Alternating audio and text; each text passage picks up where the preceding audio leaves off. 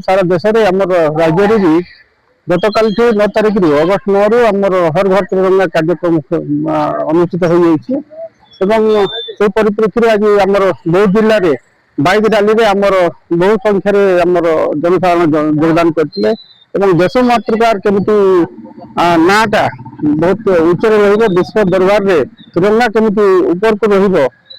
समस्त लक्ष्य था। आ 2 दिन आमर अच्छी